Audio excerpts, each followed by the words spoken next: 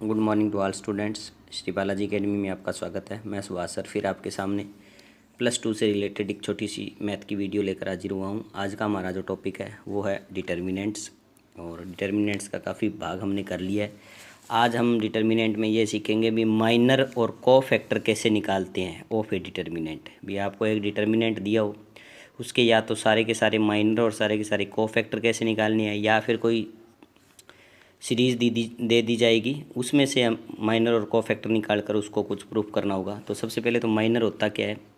It is the determinant obtaining after deleting ith row and jth column of the determinant.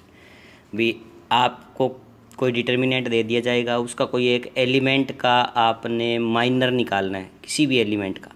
अब जैसे मैंने ये example लिखी है भी माइनर ऑफ 6, एलिमेंट 6, इसमें से ये एलिमेंट 6 दे रखा है, इसका माइनर निकालना है। तो ये 6 कौन से प्लेस पर है? अभी ये सेकंड रो के थर्ड प्लेस पर है। इसका मतलब आपका रो कितना हो गया? सेकंड, और कॉलम कितना हो गया? थर्ड। तो हम क्या करेंगे, माइनर के पेयर में लिखेंगे 2 3। आई जे का मतलब है, आई का मतलब है रो, और जे का मतलब ith रो और jth कॉलम आई। अब इसमें देखें तो 6 कौन से प्लेस पर है? 6 हमारे सेकंड रो और थर्ड कॉलम में है। तो माइनर किसका निकलेगा? सेकंड रो और थर्ड कॉलम का। तो हमने सेकंड रो को उड़ा देना है, ख़त्म कर दिया, और थर्ड कॉलम को भी ख़त्म कर दिया। तो वहाँ पर क्या आ जाएगा? 6, और 6 का माइनर क्या निकलेगा? 1 2 7 और 8। तो 1 2 7 और 8 इसका डिटर्मिनेंट निकाल देना है। 8 1 जा 8, 7 2 जा 14 इज इक्वल टू -6। इसी तरह से वो अगर 7 का पूछते हैं तो 7 कौन से प्लेस पर है? 7 है थर्ड रो फर्स्ट कॉलम पर। तो फिर हमारा माइनर क्या हो जाता? हमारा माइनर हो जाता थर्ड रो और आपका क्या हो गया? First column. तो थर्ड रो और फर्स्ट कॉलम, अब थर्ड रो ये गई, फर्स्ट कॉलम ये गया, तो पीछे रह गया 2 3 5 और 6। तो इसका रिजल्ट निकालेंगे तो इसका रिजल्ट क्या बनेगा? 6 2 जा 12 और 5 3 जा 15। ये कितना आ गया? -3। तो इसी तरह से किसी भी एलिमेंट का निकालना हो तो उस एलिमेंट की वो वाली रो ख़त्म कर देनी है, वो वाला कॉलम ख़त्म कर देना है। वो जो रो ख़त्म करेंगे वो पेयर में लिखना है यहाँ पर भी, कौन सी रो ख़त्म की है, कौन सा कॉलम, वही आपका क्या होगा? माइनर होगा। तो अब उसके बाद में आते हैं को फैक्टर पर। को फैक्टर क्या होता है? को फैक्टर ऑफ एन एलिमेंट, कोई भी एलिमेंट का को फैक्टर निकालना हो तो उसको बड़े ए से रिप्रेजेंट किया जाता है। अगर आपको वहाँ पर बड़ा ए लिखा हुआ है तो समझ लेना वो को फैक्टर है। और को फैक्टर निकालने का तरीका क्या है? सेम माइनर तो वही रहेगा, उसी तरह से उस एलिमेंट का जो माइनर निकाला था उसको -1 की पावर i + j से मल्टीप्लाई कर देना है। जैसे हमने अब इसका निकाला था सेकंड रो और थर्ड कॉलम का, तो इसका माइनर तो हमारे पास आ गया -6, ये लिख दिया यहाँ पर -6। साथ के साथ क्या लगेगा? i -1 के ऊपर i + j, i प्लस मतलब इसके पेयर में जो चल रहा है, जैसे 2 और 3 है तो यहाँ आ जाएगा 2 + 3।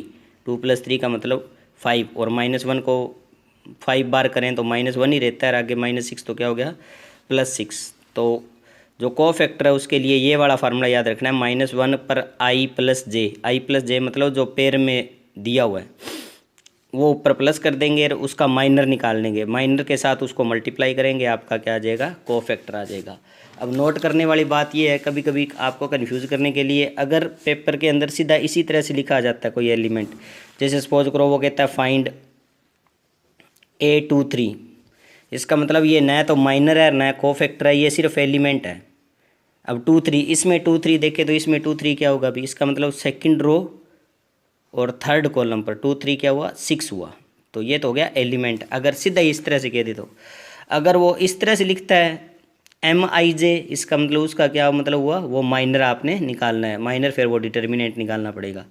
और AIJ लिखा हुआ है उसका मतलब है को फैक्टर। को फैक्टर का मतलब -1 के ऊपर पावर i + j और आगे वो माइनर का डिटर्मिनेंट। कई बार इस तरह से लिखा होता है माइनर ऑफ AIJ। अगर माइनर ऑफ AIJ है तो फिर वो M है। अगर सीधा ही एलिमेंट फाइंड का हुआ है फिर ये है। इसी तरह से को फैक्टर ऑफ AIJ, को फैक्टर ऑफ AIJ लिखा हुआ है फिर उसका मतलब क्या है? को फैक्टर है। तो अगर ये लिखे हुए हैं आगे फिर तो ये वाला जो आपका ये वाला जो एलिमेंट है ये फिर माइनर को फैक्टर बन जाएगा, और ये नहीं लिखे हुए सीधा ही फाइंड का हुआ है फिर वो क्या होता है? एलिमेंट होता है। तो ये याद रखने वाली बात है, क्योंकि बच्चे अक्सर पेपर में इस तरह से लिखा होता है तो उसमें वो को फैक्टर या को माइनर जो है वो निकाल देते हैं उसका। तो ध्यान रखना इस बात का।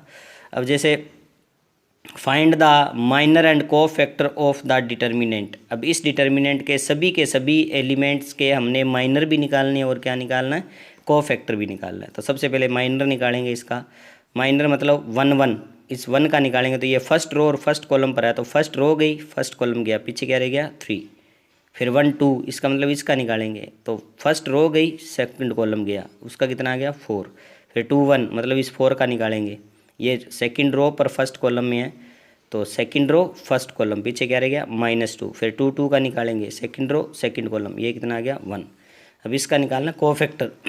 कोफैक्टर निकालने के लिए हमारे पास माइनर दिया हुआ है, तो माइनर क्या है 1 1 है, इसका मतलब कोफैक्टर 1 1 निकालेंगे तो -1 को ऊपर 1 + 1 कितनी होगी 2, और माइनर आपका पहले दिया हुआ है कितना 3, तो -1 को 2 बार मल्टीप्लाई किया +1 + 1 × 3। फिर 1 2 निकालेंगे तो -1 पर पावर कितनी हो जाएगी 3, इनका ऐड करके लिखना है इस पर -1 पर, तो 2 + 1 कितना हो गया 3, और कोफैक्टर आपको माइनर आपको दिया हुआ है 4, तो 4 इसमें मल्टीप्लाई करेंगे -4, 2 1 2 1 मतलब -1 पर पावर 3, और इसका माइनर हमने यहाँ पर निकाल रखा है -2, तो -2 ये क्या हो गया 2 2 2 मतलब 4 होगी पावर, और ये इसका कितना हुआ 1, मल्टीप्लाई करेंगे तो कितना आ गया 1। तो इस तरह से हम माइनर और कोफैक्टर निकाल सकते हैं। अब कई बार इस तरह का क्वेश्चन भी आ सकता है, जैसे इसे दिया हुआ वेरीफाई दैट इनडिटर्मिनेंट, ये आपका डिटर्मिनेंट दिया हुआ, इसमें A11 A31 A21 A32 A13 और A33, इसका करें तो क्या है 0। अब यहाँ पर ये जो A11 है ये माइनर नहीं है, ये आपका क्या है, ये आपका है एलिमेंट, ठीक है। हाँ ये कोफैक्टर है, ये फिर एलिमेंट है, ये कोफैक्टर है, ये एलिमेंट है, ये कोफैक्टर है, इनका मल्टीप्लाई करके प्लस करें तो रिजल्ट कितना आना चाहिए 0। तो सबसे पहले तो A11 कहाँ पर है अभी, एलिमेंट A11 देखें तो फर्स्ट रो फर्स्ट कॉलम, ये आपका एलिमेंट हो गया 2, तो A11 का मतलब क्या हुआ 2। इसका कोफैक्टर निकालना है 3 1 का, तो 3 1 का कोफैक्टर निकालेंगे तो -1 के ऊपर पावर 3 + 1 कितनी होगी 4, और 3 1 कौन सा है अभी थर्ड रो फर्स्ट कॉलम, तो पीछे रह गया -3 5 0 और 4, तो -3 5 0 और 4, -1 को 4 बार किया 1, और इसको किया इतना ही रहेगा, मल्टीप्लाई किया -12। इसी तरह से 1 2 मतलब फर्स्ट रो सेकंड कॉलम, ये -3 आ गया, तो ये आ गया -3। अब इस 3 2 का कोफैक्टर कैसे निकालेंगे, तो -1 पर 3 और 2 कितना हो गया 5 3 2 मतलब सेकंड रो और थर्ड रो सेकंड कॉलम, तो 2 5 6 4, तो 2 5 6 और 4, इसको फिर क्रॉस मल्टीप्लाई जैसे डिटर्मिनेंट खोलते हैं वैसे किया, 22 आ गया। फिर हमने A13 का मतलब first row third column, first row third column 5 आएगा, और उसका 3 3 का निकालेंगे तो थर्ड रो थर्ड कॉलम 2 -3 6 और 0, तो 2 -3 6 और 0, तो -1 पर 3 और 3 कितनी होगी 6, वो +1 होगी, 0 -18 वो -+18 हो गया, ये आ गया। अब हमने इनमें वैल्यू पुटअप करनी है, तो A11 हमारे पास 2 आया था, A31 -12, A12 -3, A32 22, A13 5, A33 कितना आ गया 18, ये आ गया 24, ये आ गया 66, ये आ गया 80, इन दोनों को ऐड किया -80 + 80 = क्या हो गया 0। ये हमने क्या कर दिया प्रूफ कर दिया, ये फार्मूला हमारा बिल्कुल सही है। तो इस तरह से हम माइनर और कोफैक्टर जो है वो निकाल सकते हैं। तो उम्मीद करता हूँ भी आज की जो वीडियो आपको अच्छी लगी होगी और मैंने समझाने की कोशिश की है वो समझ में भी आई होगी। एक बार फिर सभी को good morning, have a nice day, stay safe, stay home. और जिन बच्चों ने अभी तक इस चैनल को सब्सक्राइब नहीं किया है प्लीज़ इस चैनल को सब्सक्राइब कर लें, ताकि आपको +2 8th से लेके +2 तक जितने भी CBSE ISC बोर्ड या PSCB बोर्ड के जितने भी मैथ हैं उनके चैप्टर वाइज सॉल्यूशन जो है वो कराई जाती है। तो एक बार फिर सभी को thank you, have a nice day, stay safe, stay home.